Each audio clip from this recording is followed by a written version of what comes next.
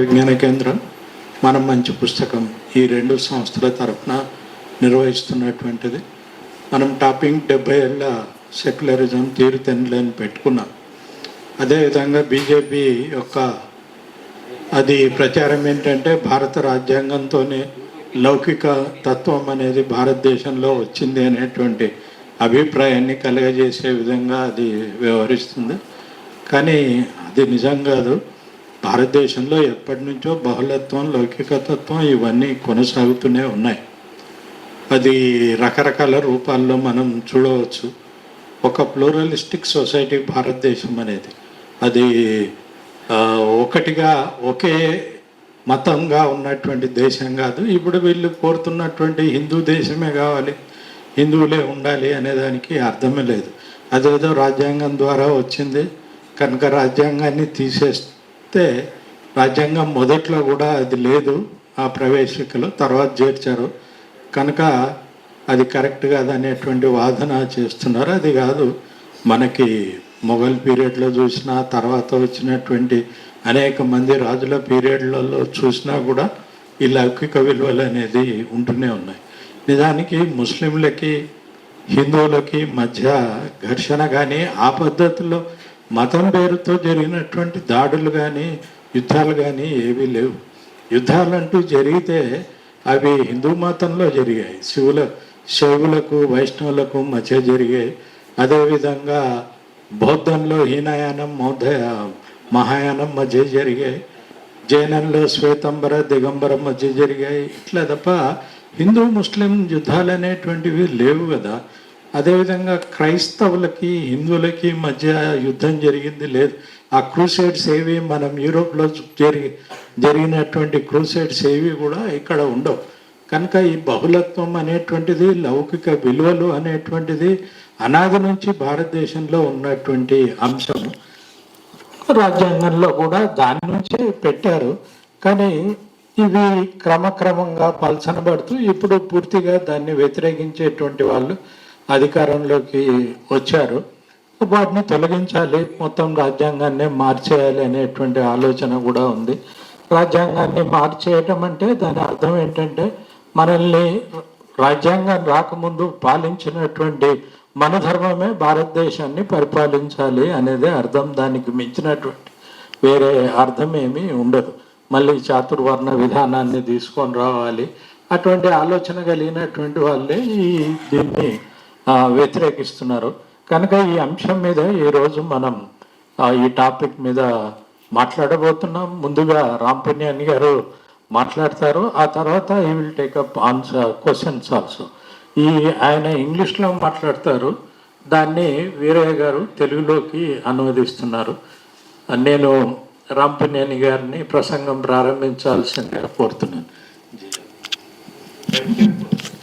Yeah, thank you. I'll prefer to sit down and speak. Hope my age is written on my face, for which you will permit me to sit and speak. Thank you, friends. And I think I was discussing with him all this issue of secularism. I'll begin with two things. One is, of course, I know that 2019, when this Prime Minister returned to power, I hope you understand that this Prime Minister. You know what is the statement he said? We have brought the country to a state, to a particular type of a situation, where during 2019 election, no party uttered the word secularism. So what is their success? That people do not talk about secularism. So it is in this context that I congratulate Sundaraya Vigyana Kendra for using the word secularism, and this is something which we have to preserve, fight for, because secularism is not a word, it's a value. It's a other side of democracy. Please note, democracy and secularism are two parts of the same coin. Second thing, I'll say right in the beginning, that the very values of our constitution or any democratic revolution, that is liberty, equality, fraternity, they are rooted in the word secularism.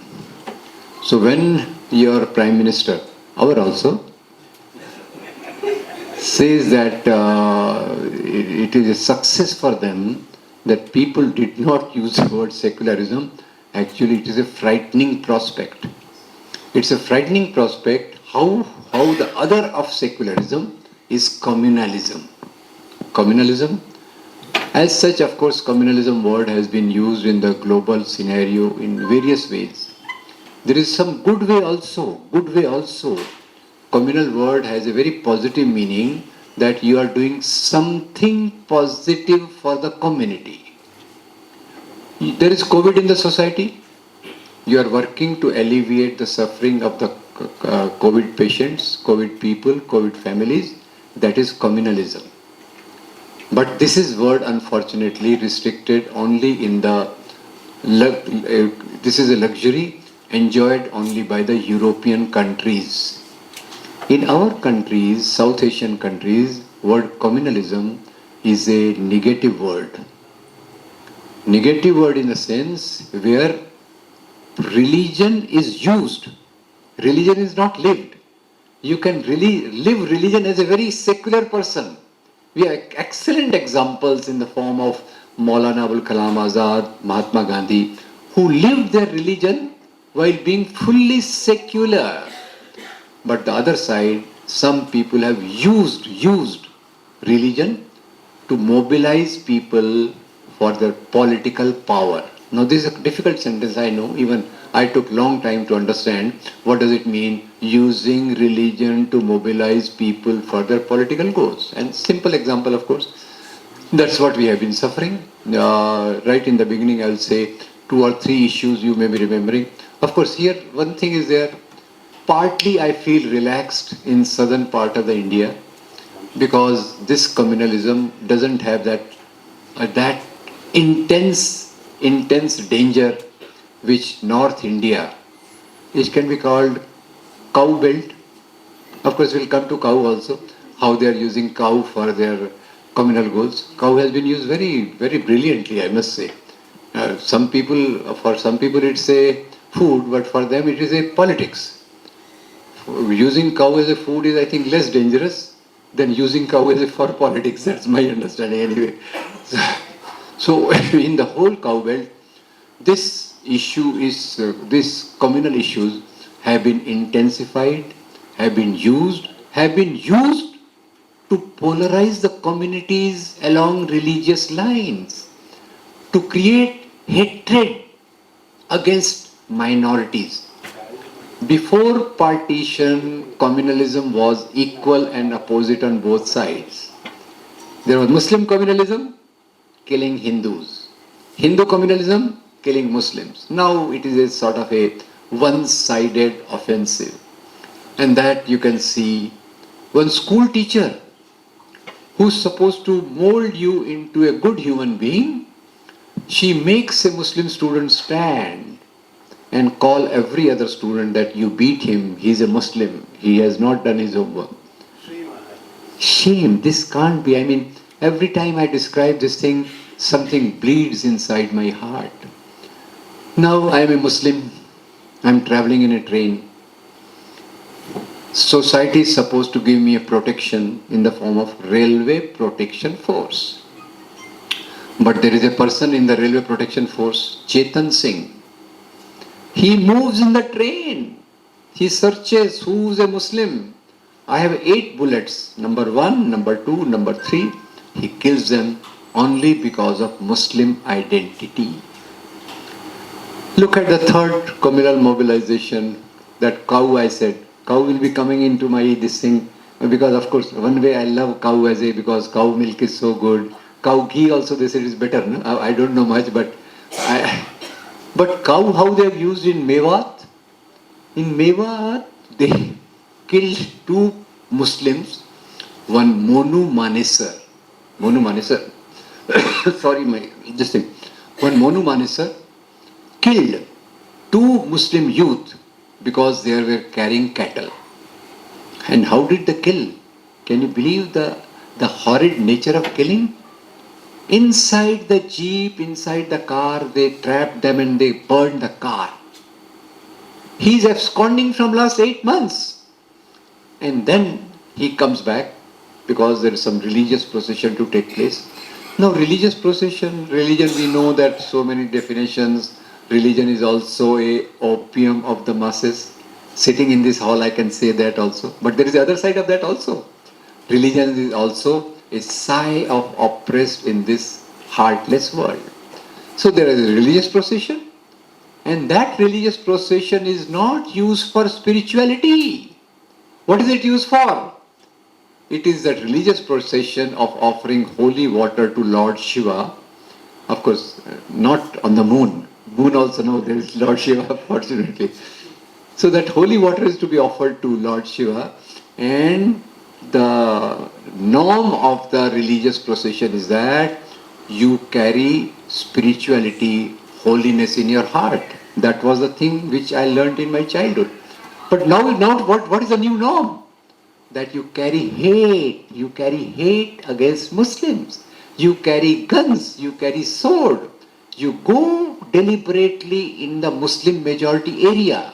You give the provocative slogans so that violence takes place. This is what has happened to secular values during last 70 years. So as I was talking to our friend, comrade, and he told me some of the things which I have been repeating like a parrot over and over again. Number one, communalism is a modern phenomenon. Communalism, mobilizing people in the name of religion's identity. Religion, again, very profound thing. All of us are philosophers of religion.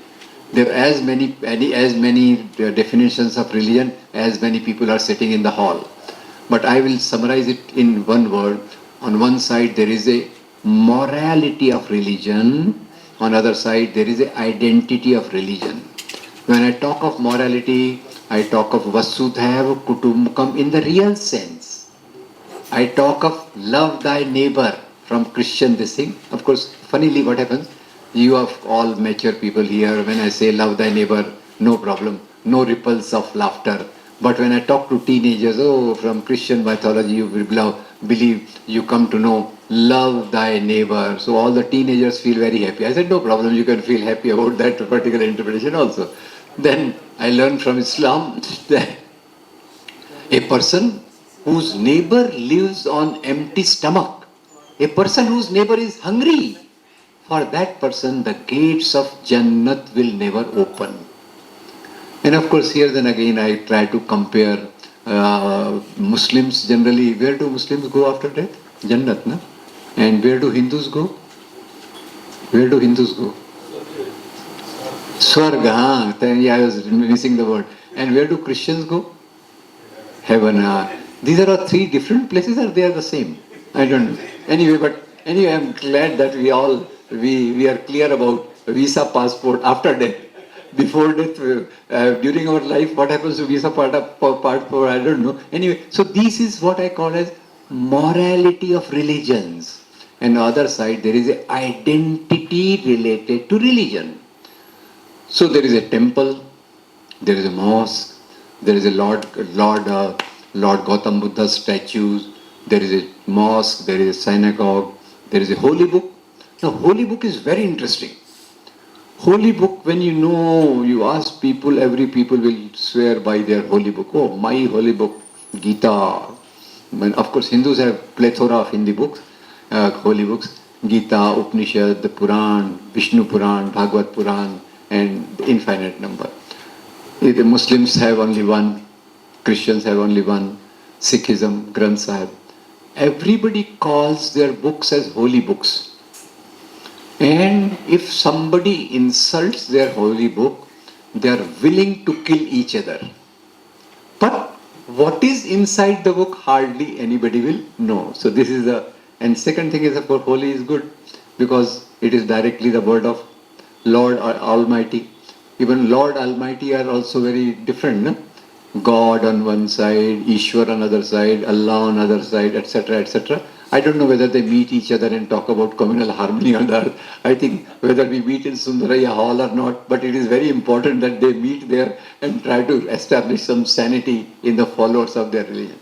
So, religion's morality, religion's identity. I just feel like saying that maybe India has a glorious tradition of sant. When I talk of sant, I have to be very careful. I am talking of saints only of medieval times. Kabir, Tukaram, Namdev, Narsi Mehta, Basavanna. One must be, you can add a word from Telugu saint, Nizamuddin Auliya, Khwaja, Chishti and all that. Why I am careful about this? Because currently also there are many saints. They call themselves saints. And they are the richest of the people. Poor Kabir had no extra income. So he used to say, I am happy with 2 times meal and 2 clothes on my body. Now these current saints, not only that, they have plenty of wealth. And what other things do? Some of them land up in jails also. Actually, all of them deserve to be there. That is another thing. So this, I am not talking of these saints. I am talking of medieval period saints who constructed, who propagated morality of religions. And that was there also a way of protest. When Karl Marx says that it is a sigh of oppression of the poor people, that's where I see the saint tradition. Saint tradition was never close to power. Actually, it was a protest against the power of the landlord and the kings. So first point is that this medieval society we see, there was of course, there was a Hindu king, there was a Muslim king, and this is a central point around which communalism got started, constructed in India. Not only India, South Asia, Pakistan, Bangladesh, Hindu king, Muslim king, and all this, they started coming. But I was discussing with my friend and we really realized that communalism was not a phenomenon at that time. Power transfer that time was taken by fights with sword within the royal families. It was not that only Aurangzeb killed his brothers to come to power. He is given an example, Muslims so bad, Aurangzeb, he killed his brother to come to power. But we forget that one of the best emperors of India, Lord Ashoka, Emperor Ashoka, he killed so many of his cousins to come to power because that was norm. That either you go to the throne or you get thrown out. So this was something which was happening. So kingdoms were a period where exploitation of peasantry to the utmost was there. But kings were not ruling for religion for God's sake. Even an atheist has to say for God's sake to make the thing simply understandable. Kings were not ruling for religion, full stop. 2 examples I'll give. And there, you know, this... we were talking of BJP government. BJP will come in my discourse quite often. Once, you know, what happened is, unfortunately, BJP government came to power in Rajasthan. And in Rajasthan, when they came to power, they changed the textbooks. This is also, you should be worried how the books are changing and how they are being communalized, Hindu versus Muslim. So that Rajasthan government, the education minister saw that in his school books there is a description of battle between Akbar and Rana Pratap, in which Akbar won, Rana Pratap lost. But for a Hindu nationalist, how can a Hindu king lose? Simple logic. So he made his own history, that in the battle of Haldighati, Akbar lost the battle, Rana Pratap won the battle. I said, no problem. It doesn't affect me. Whosoever wins is their problem. It doesn't affect me. But what affects me is if you show this battle as a battle between Hindus and Muslims. So I can explain to him, Haldighati, Rajasthan, battle between Akbar on one side, Rana Pratap on the other. And when you see Akbar's army ready to battle, Akbar himself is not there. Hello. Akbar himself is not there. Those of us who have been in the grill of services, we know that if you have to take leave, you have to put casual leave, or you have to give a fake medical certificate, etc. But kings have no such problem. He is not there. So who is leading the army? The army is being led by Raja Man Singh. Raja Man Singh. So please answer me. Akbar's army has only Muslim soldiers or Hindu and Muslim both? Both, correct? Now I come to Maharana Pratap. I used to say Rana Pratap, but people objected, hello, because now he is also being presented as a symbol of Hindu nationalism. Can kings be the symbol of nationalism? They are kings. They are part of kingdoms.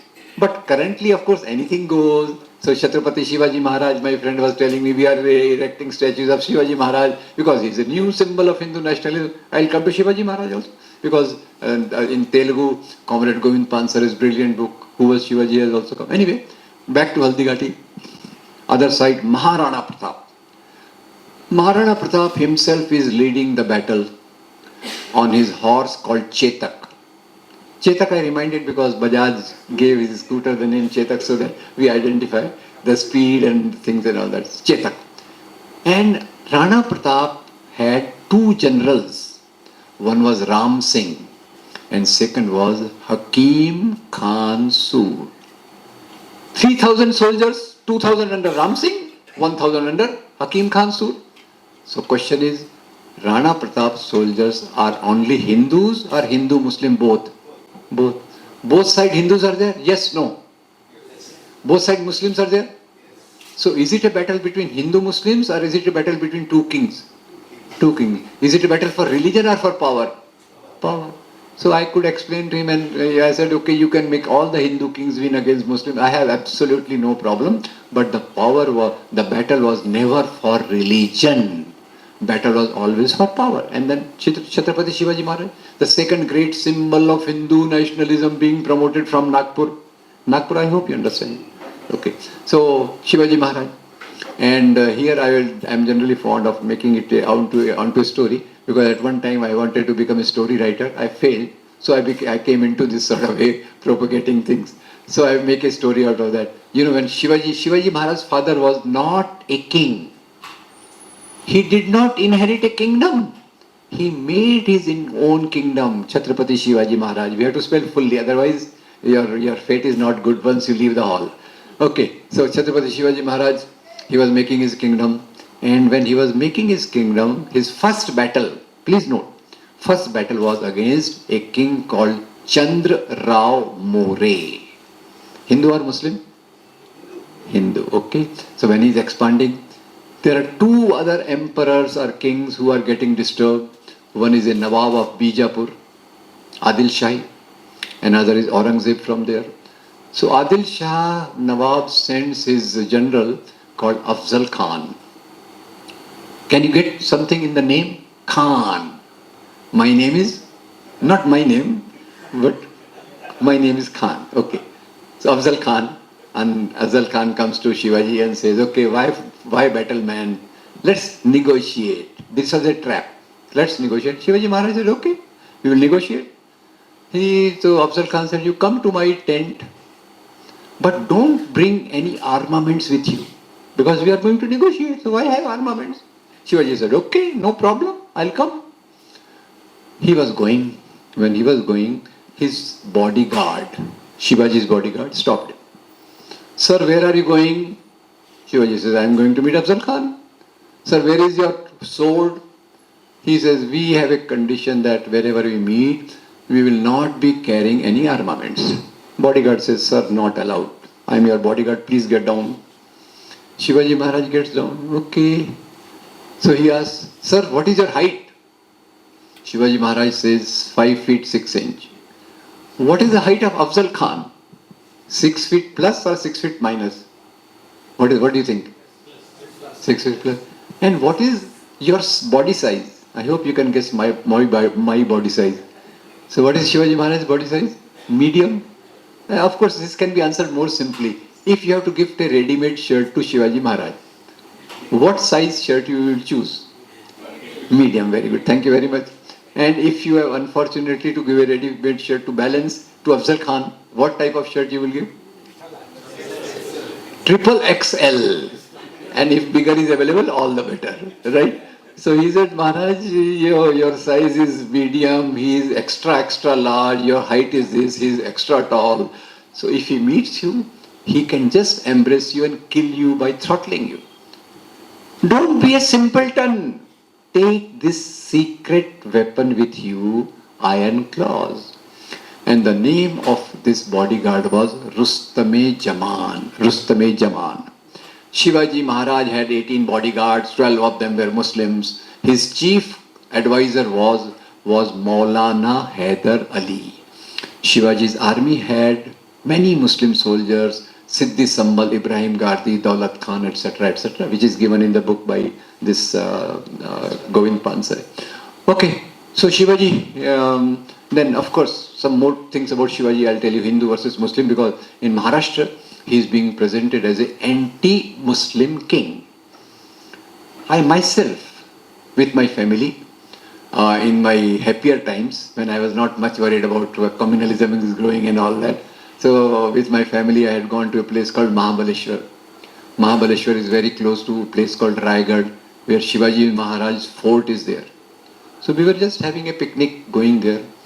We went there to Raigad fort. First we saw that there is a temple, Lord Jagdishwar's temple, Bhagwan Jagdishwar Bhagwan ka mandir. We went there, took the prasad. No, I'm taking prasad. Always it is good and sweet generally. Currently I can't take prasad because of diabetes, that is a different matter.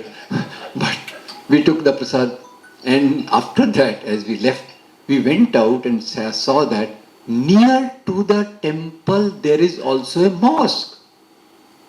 And I was shocked, because I had all that mind that Shivaji, anti-Muslim, he put Muslims in their place and all that. And here in his fort there is a mosque.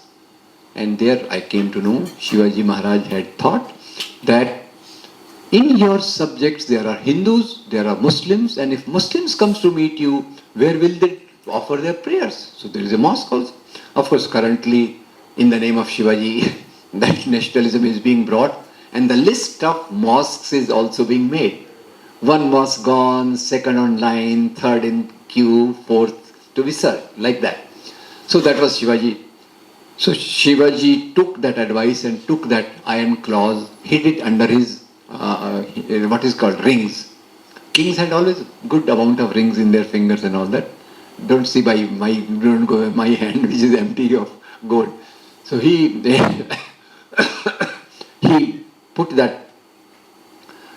hid it under his rings, and he went to Afzal Khan.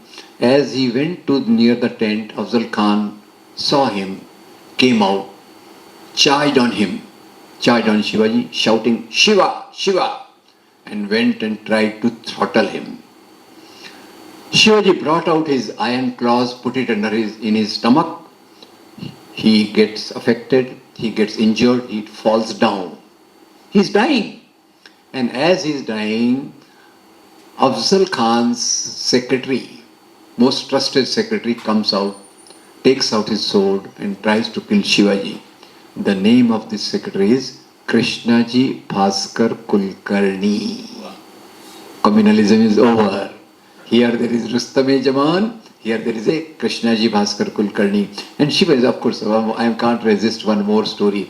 And that is also related to our Prime Minister. Generally, last 2014 elections, he came to Bombay asking for votes. And in Maharashtra, you have to ask for votes in whose name? Shivaji. He said Shivaji Maharaj was so great that in order to plunder Aurangzeb's treasury, he attacked Surat. Where was Aurangzeb's treasury? In Surat or Delhi? Delhi. So if he meets you, sometimes tell him, he doesn't listen to others, but still we should try to tell truth to others. So he had plundered Surat. But please note that when he had plundered Surat, that he had given the instructions to his army. All kings were plundering neighboring areas. Right, wrong? Right, wrong? Right. All kings were plundering neighbors' areas, and all armies were not only bringing wealth, they were also bringing women from outside. Right, wrong? Correct? Now, just be clear that it is not that only Hindu kings did it or Muslim kings. all armies anywhere universally in the world. Wealth and women, these were the two objects of plunder. So Shivaji Maharaj told his army,